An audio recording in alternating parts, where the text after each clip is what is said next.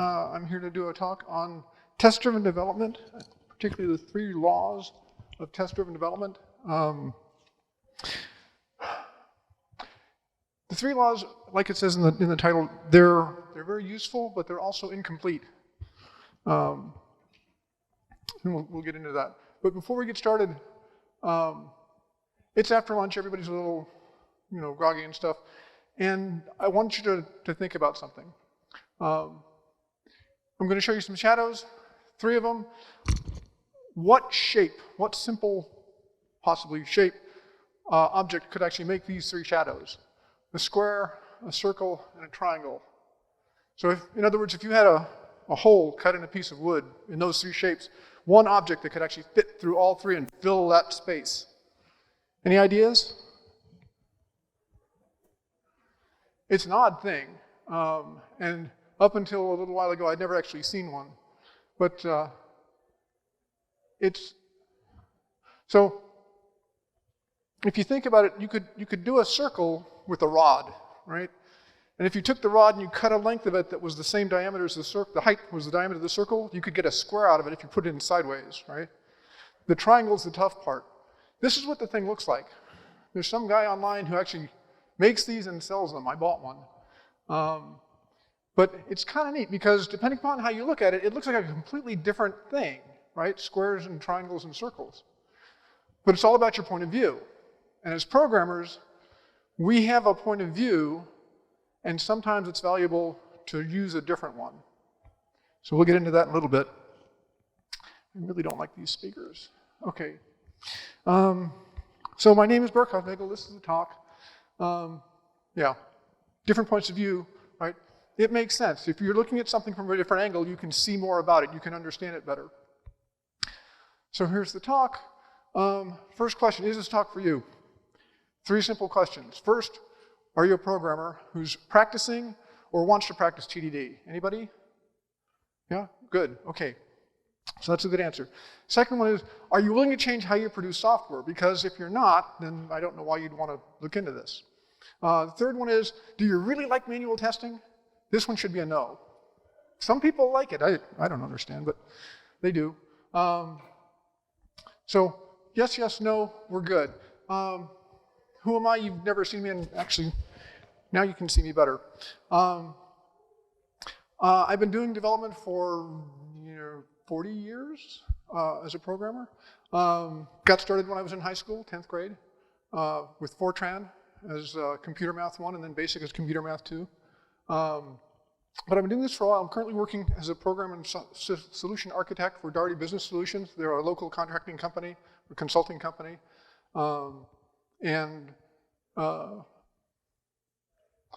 Mostly, I've done a lot of stuff with Java, so lots of certifications. I got to help work on this book written by the authors of the Java certification exam. They gave me this wonderful quote. So when you're debugging the code for the people who wrote the exam, that looks good.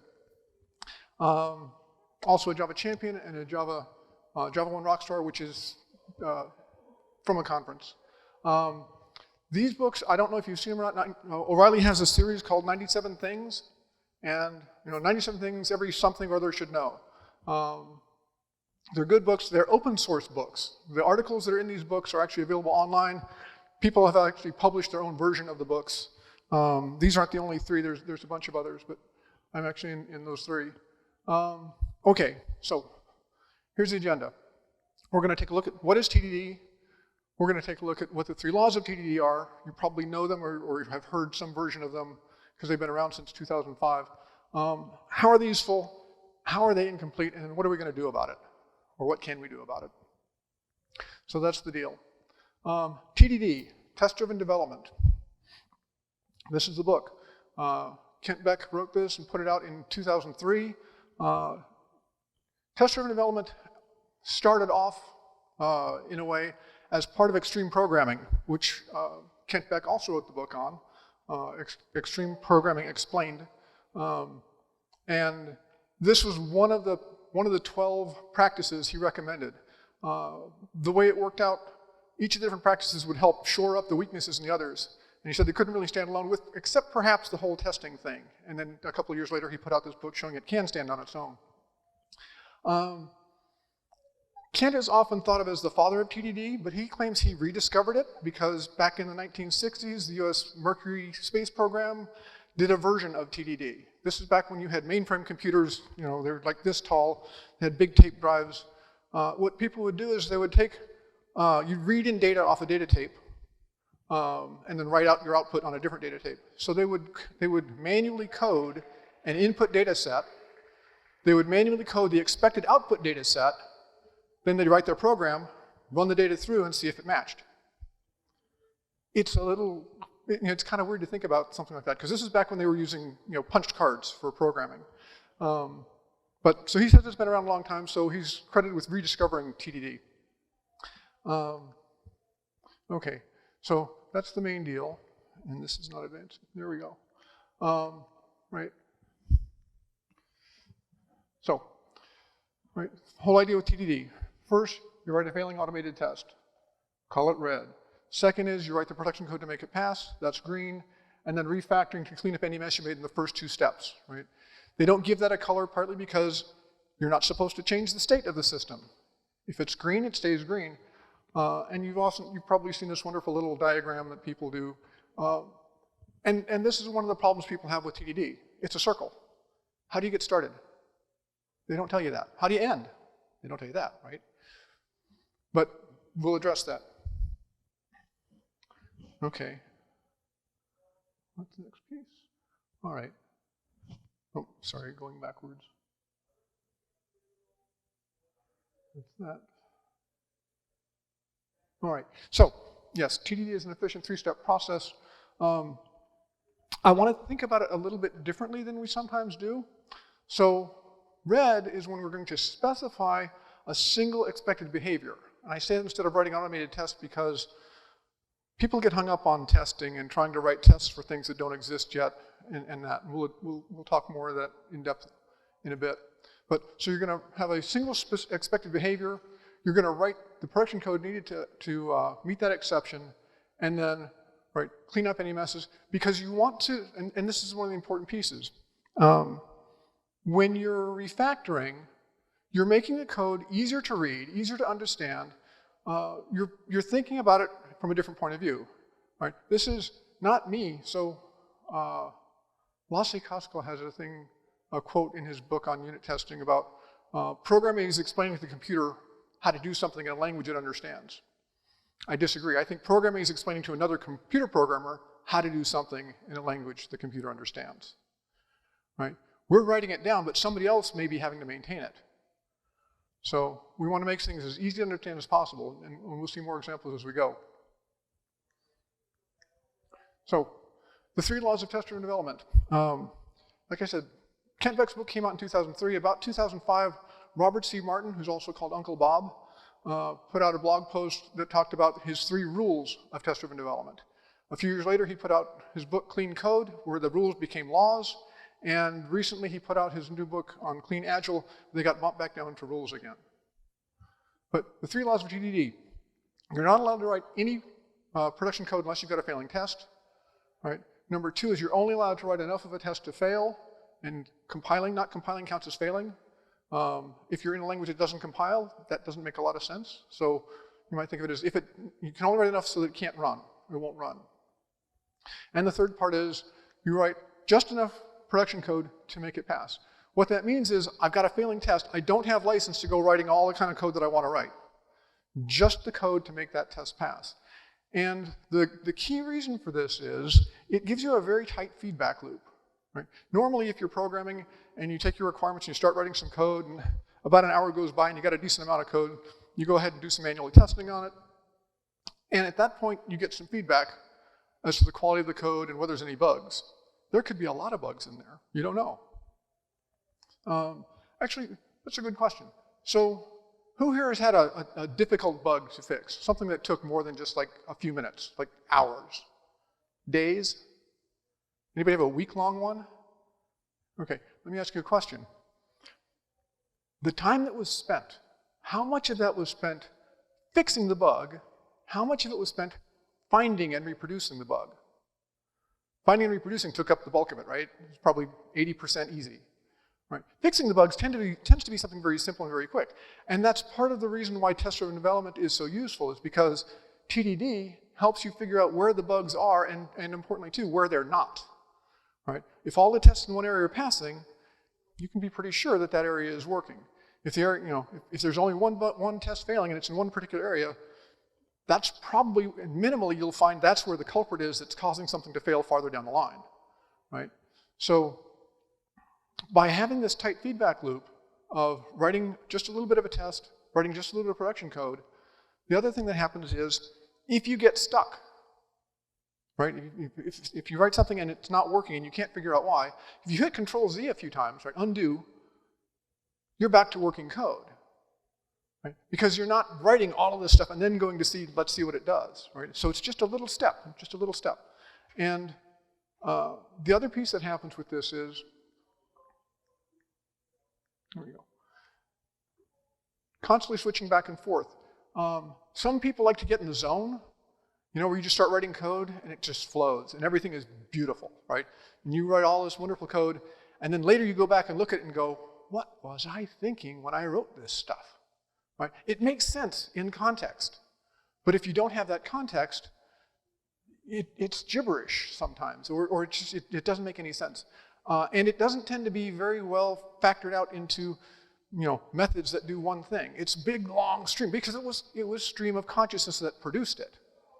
I have a theory that once you get good at TDD, you can also get into the flow, but it'll be a more complex process because you have to be comfortable in a, this is how you get in the flow. You're in a comfortable enough state, you've got something that's challenging but not too challenging, and your skills are up to it.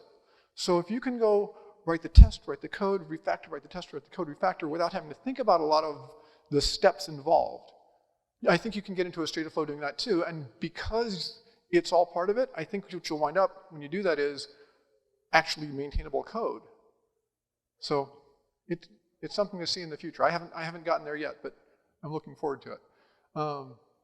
Okay, so because you're constantly switching back and forth, when you go to write the test, it's like, okay, well, what test do I need to write? That's always a tough question for people who are just getting started, even for people who've been doing it for a while. But the answer is this: your tests, and this is something that I got when I first posted a question saying, how do I know what test to write? The main response I got back that just really irked me was, if you don't know what test to write, you don't know what code to write. And I was like, well, that doesn't help any, but it's true. Because the thing that tells you what code to write is the requirements, and that's where the tests come from, right? Now, most of the time you do not have requirements that say, I need you to write a method that does this, right? You get a high-level thing saying, I want a website that will do all of our bookkeeping, or you know, whatever. But that works out too, because test-driven development, if you look at the book, Kent Beck does not actually use the word unit test when he's describing any of that stuff. The phrase shows up, I think, 6 times, and it's in the section on mastering TDD, and it's other people describing things about unit tests. But he does say, when he first mentions it, that what he thinks of as unit tests are not what most people think of as unit tests. He didn't explain what it is, but he considers them just small tests. So TDD is not unit test-driven development, it's test-driven development. And we have all sorts of tests, right? We have end-to-end tests that treat the system just the same way a user would, where you've got something like Selenium driving the UI, which runs the whole program, right? We've got integration tests. We've got, you know, asynchronous. We've got all sorts of different types of tests. TDD is about test-driven. It's not any specific type of test-driven. So don't let yourself get nailed down and stuck into one point of view. So the other nice thing is, if you've been programming for a while, you have a way of delivering software, a way of developing software. Like I said, you may you know, go ahead, read the requirements, sketch out a possible solution, start coding for an hour or so, see what you've got. Right? With TDD, it's saying, no, don't do that anymore. Now you're breaking, now the process is easy, but changing habits is not easy, right? If you ever tried to start taking up exercising or losing weight or, you know, whatever new thing is, it's hard to do that because that's not what my current habit is. Having someone to do that with, like if you're doing paired programming, can make it easier because when you're feeling weak and want to skip over doing some of those steps, your partner may be there and say, well, wait, aren't we supposed to? Oh yeah, that's right, okay. And if both of you are feeling weak, well, then you need to take a break. Okay, so there we go. Yeah, changing your point of view also encourages better API design because you're looking at it, right? When you go to write the test, you're thinking about it as a designer does. You're thinking about it as a user does. What method do I want to call here? What parameters do I want to pass into this thing? Do I really want to pass in something with like a first name, last name, middle name, street address, city, state, zip? No, I want to give it a person object or an address object, right? As a developer, you might build out this huge long list of parameters because as you're writing the code, oh, I need a last name here. Okay, let me pass that in, right? But by changing your perspective as, okay, as somebody using this, what class should it be part of? What method name makes the most sense? What parameters do I want to give it? What do I expect to get back, right? Those are all designer kind of questions. And then as you're implementing it, right, you're doing the normal programmer thing of, okay, how do I break down this complex process and figure out what the smaller pieces are that I need to do? When you're looking at the test results, it's like, what do I want to send back to the user at this point? What happens if an exception gets thrown, right? All that kind of stuff.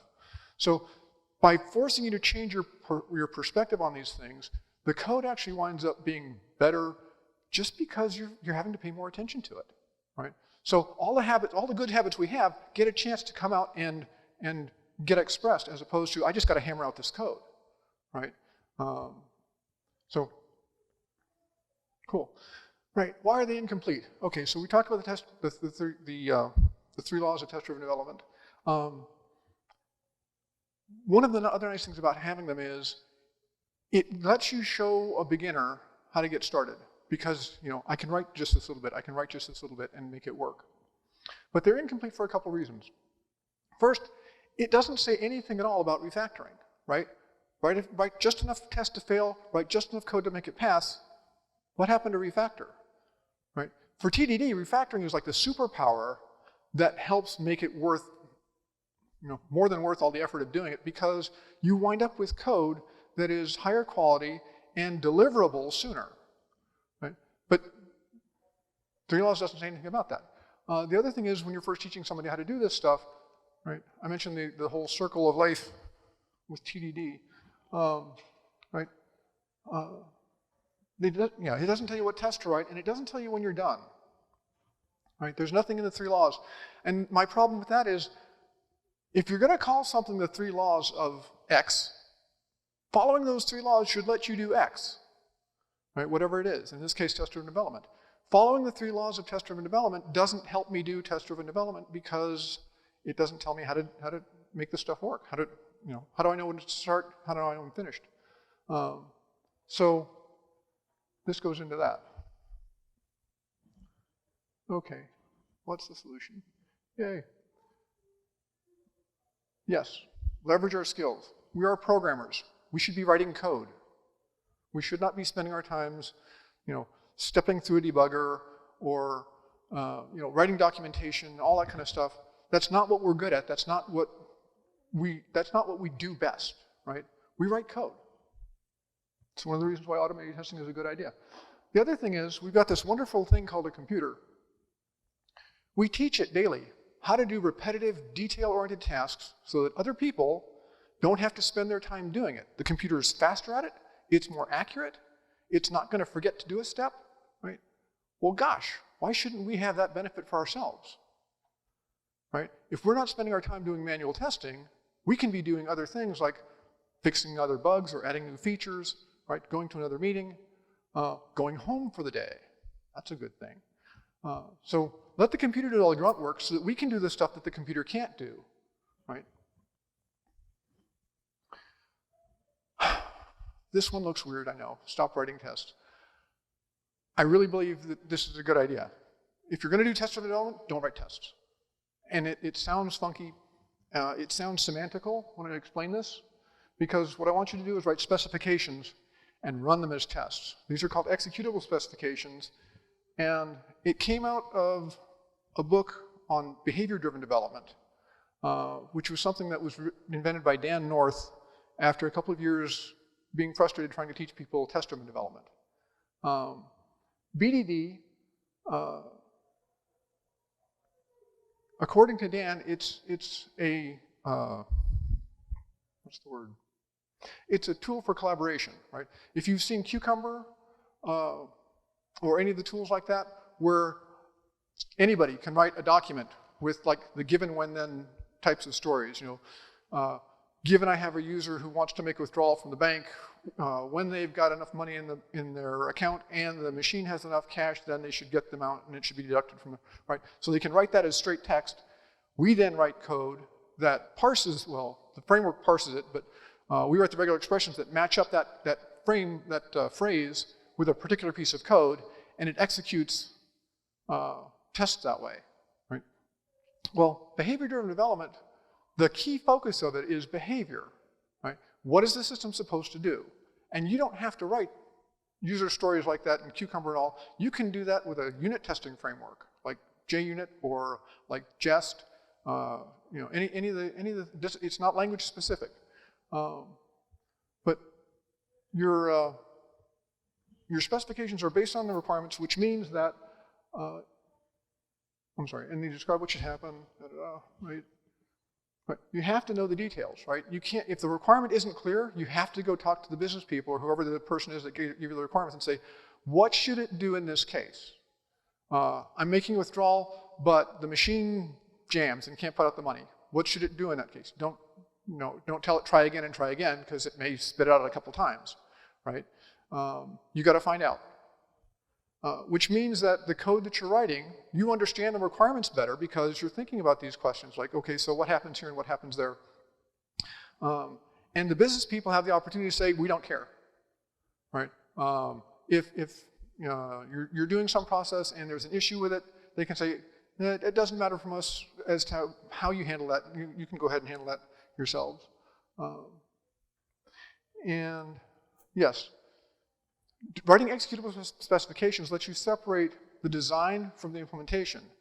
And we know that that's a good idea because that's how we can use other frameworks, plug in other subsystems to our systems and not have to rewrite everything. Right? So loosely coupled systems are a good thing. All right. Yes, but it doesn't stop there because this is the fun part, the executable piece. We're adding code to it to actually make it something that the system can run. And we'll see what this looks like.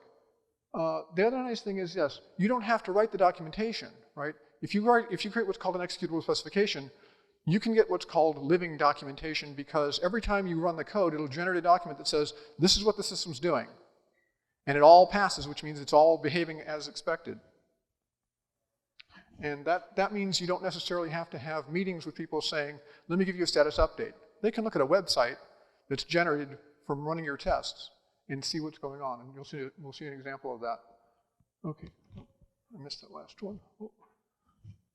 What was the last piece there? The gap. Yeah. Bridges the gap between designing and implementation. Yeah, okay, so we talked about that. Right, because since we're designing things and we're implementing things, if you have separate people doing that, then my wonderful design may be something you can't actually implement because I know about some frameworks or some odd behavior of the system that you don't know about, right? But if I'm designing it and I'm implementing it, then I'm going to design something that's actually going to be doable. I had an architect once tell me. He was working on a system, and I said, the servers that we're running won't do that. He said, that's not my problem, that's your problem. I don't have access to the servers, I can't fix that. It's a bad design, right? Architects can design things that other developers can't implement, just like, well, we can also write code that other people can't fix. But yeah, having one person being able to do both those things makes it a lot easier and more likely that you're going to have something usable. Okay. So the new rules for test-driven development. Right. Only write an executable specification to describe an unmet requirement. Okay, that tells you right there. Specs are based on requirements. This is how we get started. Okay, and then of course, you write just enough of the spec to fail, and not running counts as failing. Write just enough code so the spec runs. Code in this case is production code. I don't have a lot of space on the screen, so. We then, when the spec fails for the expected reason, Okay, that's the key piece, because there's lots of reasons why a spec might fail.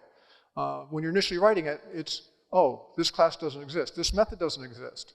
Right? Eventually it's going to be, okay, you're calling it with parameters, you're getting a wrong answer. So you write just enough to make it pass, and then you refactor to clean up the mess, make sure it's easy to read, understand, and maintain. Right? So this process tells you how to start, tells you how to end, shows you how to do the whole thing. So, anybody heard of Fizzbuzz? I understand Fizzbuzz is not only used as a way of interviewing people, which I've done, but some people think that if you get asked to implement Fizzbuzz, it's an insult, because it's like, I don't think you can figure this out, or something like that. But it actually turns out there's a lot of interesting stuff in here. So we got so it's a counting game, right? And you just switch words for numbers. You know, fizz for something that's evenly divisible by 3, buzz if it's evenly divisible by 5, and then fizzbuzz if it's both, right? And otherwise you just give the numbers. So 1, 2, fizz, 4, buzz, all like that. So if we're going to do this as a program, first we're going to have to do is some analysis on it and figure out what's going on. So, right, if it's a multiple of 3 but not 5, so evenly divisible, or so normally it just says if it's divisible by 3. Well, anything's divisible by 3, but you get a fractional amount, right? And we don't want that. We want evenly divisible. So as developers, we're going to clarify the requirements we get from the business people, or our customer, however your system works. So we put that in, you know, multiples of 5 but not 3, we do buzz, and if it's both, we do fizz and buzz. So then we come up with some specific examples, because we're going to have to write code for this, which means I can't just say any number that's evenly divisible by 3. It's like, okay, so give me a number so I can actually plug it in. So we'll put those in, and right, and then just as a check on the bottom, right, if it's not a number, what are we supposed to do? Well, okay, we can throw a type exception or a type error.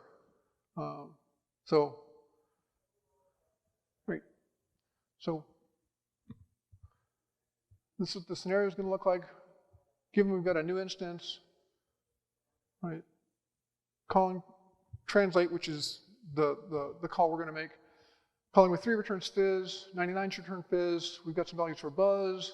We've got values for fizzbuzz. We've got something that should just return itself because it's not any of those. And then we've got, right, we'll give it a string and see what it does. It should be throwing a type exception, a type error. So if you take this and you put it into, I use jest for this, and you'll see what it looks like later. When you run the test, you get an output that looks like this, right? Because from the describe and the test functions, it prints out the string that you put in there. So you could hand this to somebody, and they could look at it and go, oh, I see what this is supposed to do. And yes, I agree with the return values, right? So this is the start of the living documentation. You can put a little space in there to make it easier to read.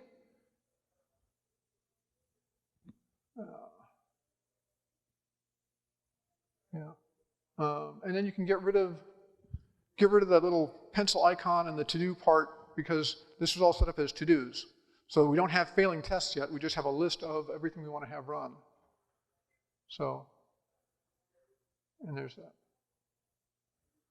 Okay. If you add an HTML report generator to your list of outputs, it'll actually generate a web page, and this is part of the output of it. You can see up at the top here, right? So there's the given, there's the when down here in the middle. It says it still is a to-do, right? And so this gets generated, it can get pushed to a web page. Your business guys can look at that and see what's going on, right? Because every time you run, it'll update.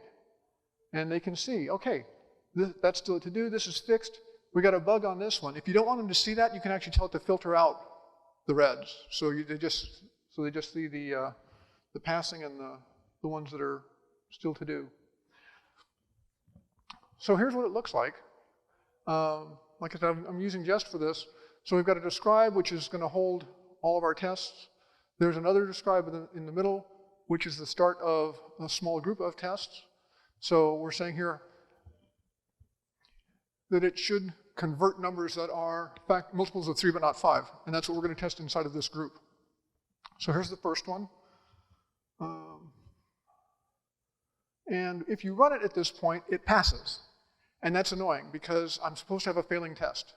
Unfortunately, this is standard behavior for pretty much any test-driven development, any TDD library that I've ever seen. If the test doesn't actually have an expect or something that fails or throw an exception, it will pass. Which just gets very frustrating because if I write that and I get called away for something and I come back, I may look at this and go, okay, that's passing, I need to go on to the next one. If I don't actually look at the code and see, oh, yeah, I never got to put anything in there, right? So it's a little weird, but just has a thing called to-do, and you can change it. Instead of having a function there, we just say test.todo and give it the string. And now it won't fail, but it won't be marked as being passing either, which will get us this thing saying, okay, I've got one to do in this case, and everything else is running fine. So you're not breaking the build, and you're not getting something that's lying to you that you got a passing test. So we'll go ahead and start adding code to it. So this is, right, add just enough code for it to fail. I don't have this class yet, so when I put this in, I'm going to get an error saying this class doesn't exist. Right, so there's my failure. So I'll go ahead and create the class down here. Because it's empty, I have to give it a constructor. So that way it knows it's actually supposed to be an object, a class. And at that point, everything is working. You have to import that up at the top here, so I have to have an export at the bottom so that I can import it and test. And at that point, what are we getting? It passes, right? No.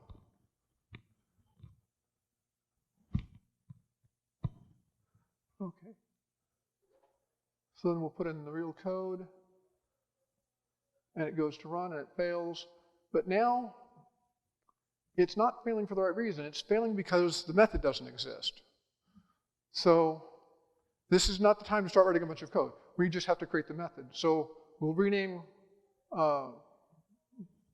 the constructor to translate and run it again. And at that point, now it's failing for the right reason. We're expecting fizz, but we're not getting anything. So now we can go ahead and write the simplest thing we can to make it pass, right? This is frustrating because we know that this is not going to be enough. But if the funding gets cut right here, and they want to see working code, we can show them working code. Right? So you start off with the simplest thing that could work. Okay, I don't like it, but that's it. So then we can go on to the next one, right? And that one passes. What is the next one, right? Well, let's see, so that passes like we expected it to. So then we can do the next one. In here, this one passes too. But I'm supposed to write a test that fails, right? So otherwise, if you don't, here's a key piece. If you never see the test fail, you don't know that it will when it's supposed to. Right? Now this is pretty sure going to be the same because it's essentially the same code with the number changed, right? The parameter. But if you really want to be strict about this, and it's good to build good habits, yes. So we'll go ahead and we'll make this fail. Come on. Right? So we changed fizz to fuzz, and we get a failure, and you can see the comparison there showing us what actually failed. So this is nice because some things will just tell you, oh, there was an error there, go fix it. But just actually shows you what matched up and what didn't. All right. So then we get to the next one. I'm sorry. We fixed it, that passes. Now we're going to the buzz, and the same kind of thing, right? We got a failure, so what do we do? This time we actually put in the real code because now we've got a reason to put in something because I can't just get away with like sticking in buzz now because the fizzes will pass. Well, the fizzes would fail. So we'll put in the actual code, using modulo function to see is it actually evenly divisible from those numbers, and when we run it, it passes. And then we can do the same thing with the next one, 55. the problem here is, of course, that it passed as well. Okay, so we'll go ahead and make it fail, and then make it pass. So now we've got it failing. So we know that this test also will fail if and when something should happen. We'll go back to making it pass. And then we've got our next, which is actually Fizzbuzz. Now when we were looking at the specifications, we realized that there's a priority here, right? Because it says, if it's evenly divisible by 3, you say fizz. If it's 5, you say buzz. If it's both, you say fizzbuzz. We know, the computer will look at this and go, if I just stick it at the bottom, it's going to match on fizz, and I'm never going to see fizzbuzz. Right? So doing that analysis up front helps, right? Even in a simple game like this. So we'll put the code to the top, and everything runs and passes, and then we can get on to the next part, which is something that's not a divisor or a multiple of 3 or 5, right? That's going to fail, so we have to go ahead and make some space down here to put in the code to deal with that. Right.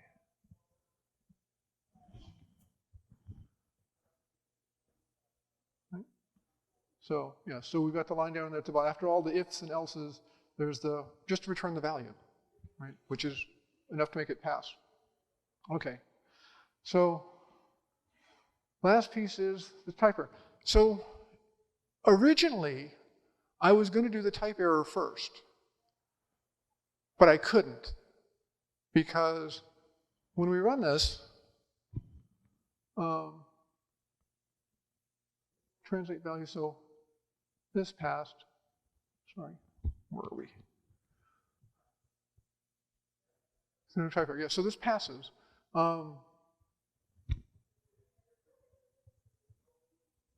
the code? So the screwy thing is, oh, yeah, the reason it passes,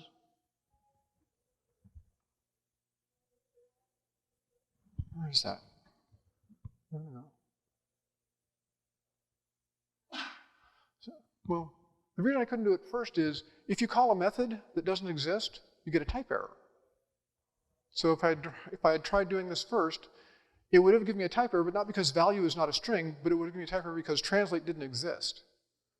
So, all right, yeah, there we go. So it fails because,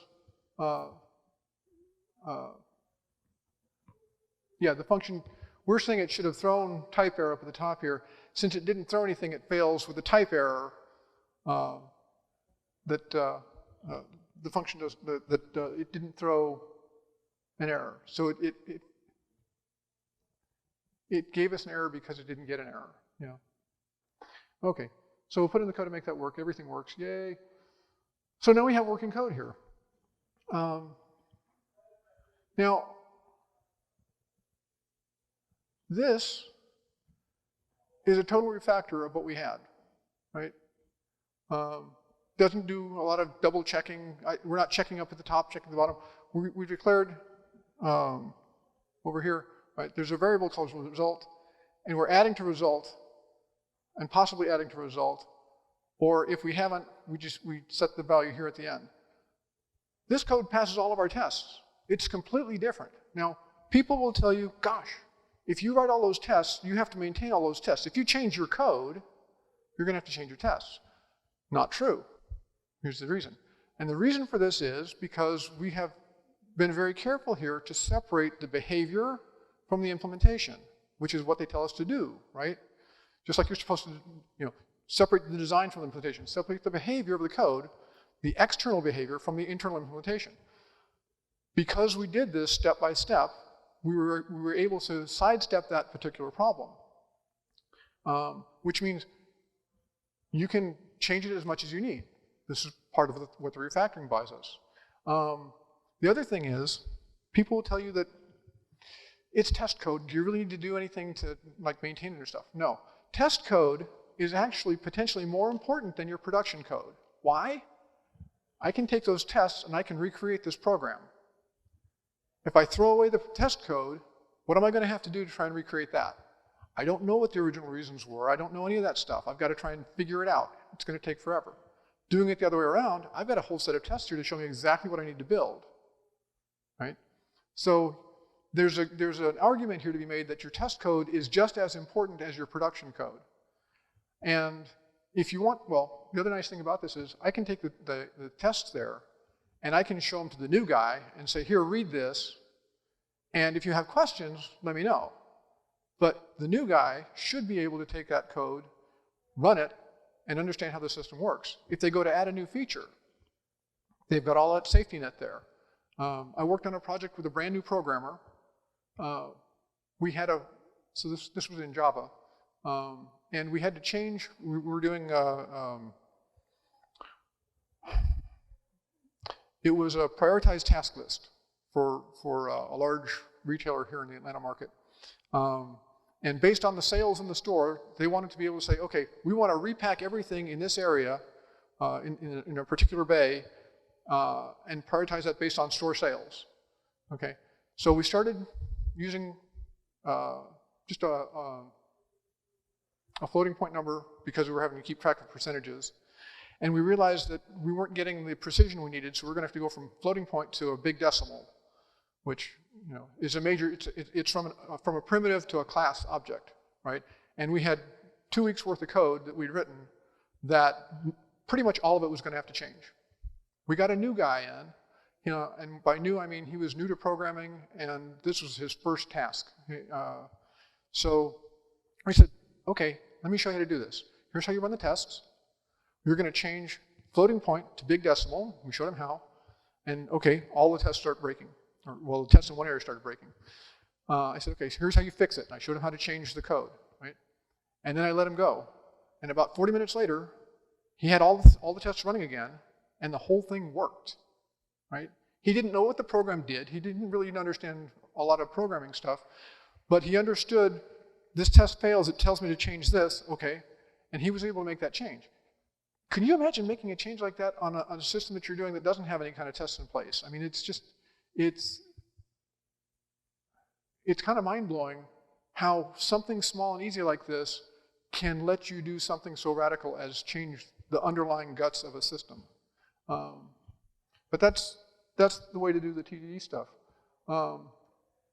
I don't have anything more to say on this. So if you've got questions, yes, sir. I just want to say, it seems trivial, just like doing tiny little incremental tests and then writing the code. Mm-hmm. But I think it solves what I think of as one of the biggest problems with testing and programming, and that's the check engine light problem, right? Your car, a warning light comes on, right. You don't trust the light, you trust the car. Yes. So you ignore it. But when you build up your test increment, every test you write, you're testing the test by making sure it fails first, then passing it the simplest value to make it pass. So that weeks later, when your tests are failing, you don't say, what's wrong with our tests? Oh yeah. I've seen so many times where you spend a week trying to fix a test, when in fact the code is broken, your tests are fine. Yes, that's a good piece, a good point. Because you're building it little by little, there's no magic in there.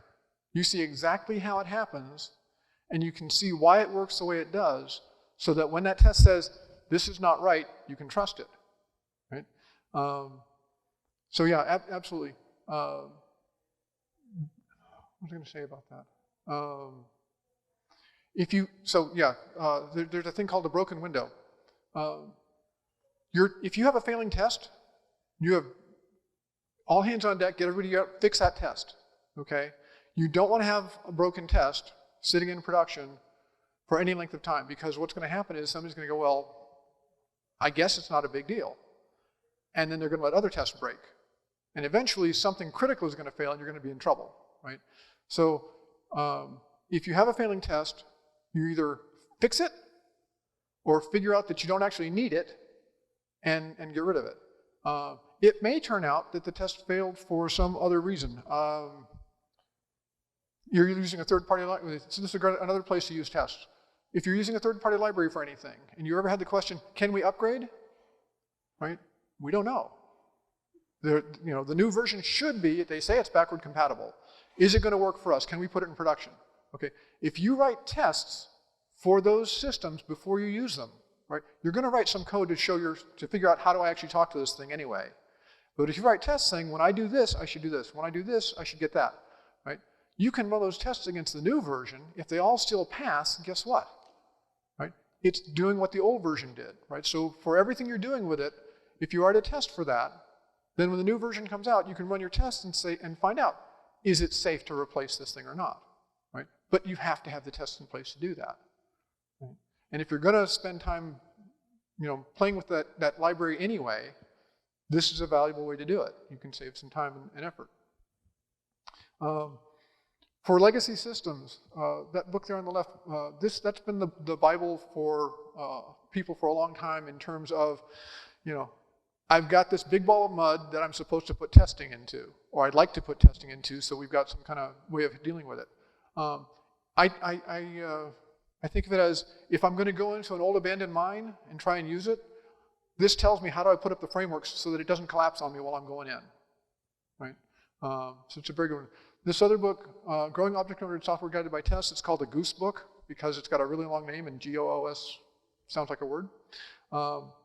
That's a very good book, and it actually starts with, it shows you how to do front to end on this. Something I didn't show you. I mentioned, you don't generally we don't get requirements for the low-level stuff, for an individual class or a method or something. We get some high-level thing. Well, you take a high-level requirement and you write a high-level test that says, right, given I provide credentials for my bank account, then I should get, and I ask for withdrawal, I should get some money. That high-level thing is going to drive lower-level stuff like, I need to make an API call to the bank's services saying, here's these credentials, are they valid? Yes, okay. Here's an account balance, or here's an amount. Do they have at least that much in the account? Yes, okay. So I take my high-level requirements, use that to drive lower-level testing. Those tests are going to generate other requirements. Eventually, you're going to get to a call to a web service, finally down to a unit test. So you have high-level things generating requirements for lower-level tests all the way down to a unit test. The unit test passes eventually, and when enough of the unit tests pass for that one higher-level test, it passes, right? And you work your way back up. And when you're done, you have a slice of functionality that's been tested all the way down, and it's all based on requirements, which also means that if you're only writing code because you have a failing requirement, your code coverage is going to be 98, 99, 100%, because the only reason that code exists is because somebody's calling it to get a result, right? And it had to be written so it would pass the test. So you get all these wonderful benefits from writing code. I don't understand why more programmers don't do it, except that there's been the bulk of articles and stories about programming, test-driven, and these guys are not like that. What they'll say is, okay, here's test-driven development. First, write this test. They don't tell you where that came from. They just say, write this test. Okay, now write this test. Now write this test. It's like, there it is. Now you know how to do TDD. No, you know how to follow instructions, but you don't know that key piece of, start from the requirements and let those drive everything down. So, what else? There's another couple of books that are in here that are good. Specification by example, and if you're using Scrum, this may be a way to leverage it. Yes? Earlier you mentioned that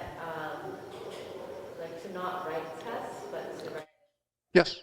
Executable tests. Sure. Yeah. So we'll back up a bit. Okay. So this stuff up here on top, this is what I'm calling an executable specification, because if you look at the text here, right, that's the specification. It's saying, given an instance of the Fizzbuzz translator, it should not convert numbers that are not multiples of 3 or 5. When calling translate with 11, then it should return 11. So that's a specification, right? The code below it, right, translator equals new Fizzbuzz translator. Expect translator.translate 11 to be 11, right? That's the part that makes it executable. That's the code that actually does it. So we've paired the specification with code, so now we have an executable specification, right? Because that text came out of the whole thing at the beginning where we said, okay, here's the rules, and here's what the scenarios look like when we're going to call this thing, different ways we're going to call it. Those are specifications.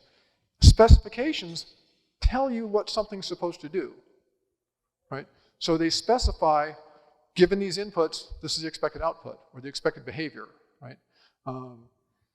So that's the specification part. Putting code alongside of it that actually does it, that's the executable part. Does that make sense? Oh, sure. Well, so part of it is this stuff here, the describes and all, it essentially gives this a good name, something you can use when talking to somebody. Most people, when they're writing a test, it's my function test 2, because it's the second test I wrote for this function, right?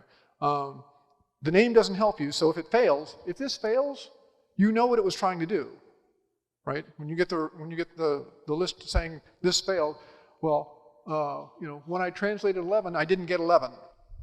So I know what the problem is, as opposed to my function test 2 failed. What does that mean? We don't know. The other piece is when you're writing a test after the code exists, right? Test last. Most of the time you don't, right? That doesn't get written because I spent an hour writing the code. I spent 30 minutes debugging it manually, running through debugging, making sure it all works. I know this code works. Now I'm going to write an automated test for it. And my brain says, why are you wasting your time? We know it works. We just proved it works. There's no value for you in the moment. You're not going to learn anything new. The only value you might get is your boss is going to be happy because he told you to write tests and you did. Right? Now, 6 weeks from now, you'll be glad you wrote it because you're going to go back to it and you don't know what it was supposed to do anymore because it's been 6 weeks and you've been writing a lot of other stuff. So there's value in the future. But most people now, if there's no instant gratification, it's hard. Particularly when I have all this other stuff I need to do, or I could go home. It's 10 o'clock and no one else is here, right? So writing the test up front guarantees you're going to have tests. Writing tests at the end, maybe you will, maybe you won't. The other problem that happens is when you write a test after the code exists, you have, what do they call it? Confirmation bias. I want to prove it works. I know that it works because I just tested it. So I'm not looking for ways to break it. I'm looking for ways to prove that it works so I can get on to the next thing, right? So the quality of your test tends to be not as good. So that's a few of the things. Yes, sir? I just want to comment on the difference between executable specification and tests. There are actually frameworks that allow you to write a human-readable specification, and then you can write one or more ways of executing that specification as a test. So for like a Fizzbuzz example, you might have the same specification that is executed as a unit test for a class, for the translator class, but then you can take the same specification and execute it on a UI that prints out Fizzbuzz or does something, or on the API.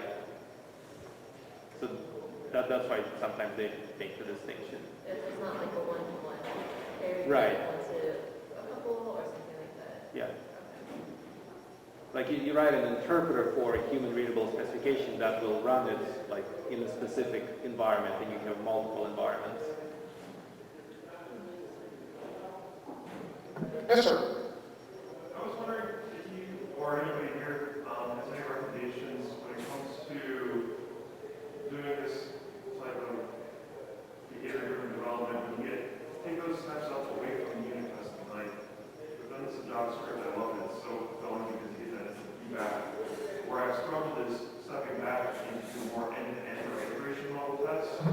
And it's when that simple given instances of Fizzbuzz, well, for an end-to-end, it might be given I have a user that's the admin profile and has this privilege, and there's an order in the system, and the customer is you know where it can go. Oh, yeah.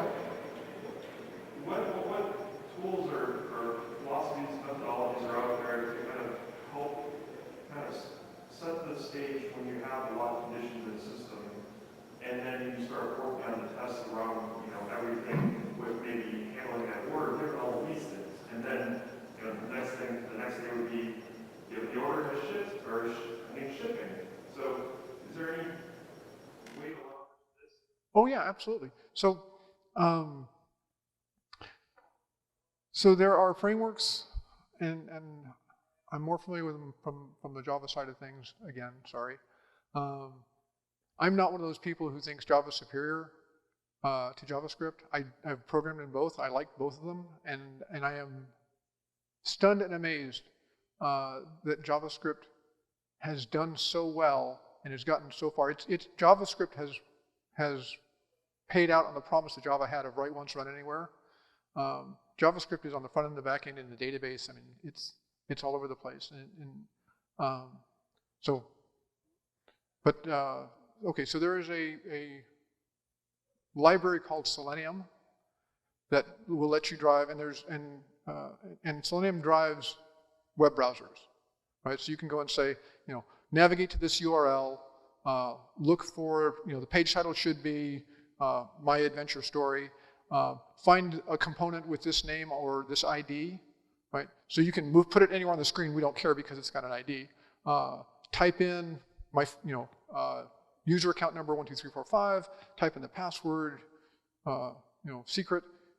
Click the button marked submit, right? And it should show me a balance of $257.32, right? So you can, and there are frameworks for Java, there's frameworks for JavaScript that will run Selenium and exercise your application as if it was a user sitting at the keyboard and mouse, right? So that's your highest level. From The state setup or getting this, oh yeah, the state of the system and describing that when you're going through your specification, because it can be fast. What's the methodology for organizing a test when you have a lot of variables that are given assertions? Okay, so you can create what are called mock objects, and you can mock a database that says, when I give you this account number, here's all this canned information, right? It's just a JSON object with the account numbers and the user's rights and which different types of accounts they have and all of that kind of thing. Or if it's a system, they have access rights, they have read rights, but not write rights. They can't delete, but they can create, all those kind of things. You can set that up as if it came back from the database, right? And you may want to do that because, one, it's going to be faster than actually hitting a database, and two, you have total control over it. You can say, oh, when I make this call, I want to see what the system does if it comes back with system unavailable, right?